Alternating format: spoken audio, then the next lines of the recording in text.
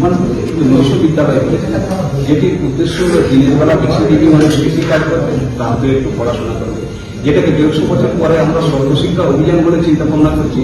বিদ্যাসাগর মশাইয়ের সময় থেকে অনেক আগে, সেই জন্য তখনকার দিনে বিশ্ববিদ্যালয় তৈরি করেছে।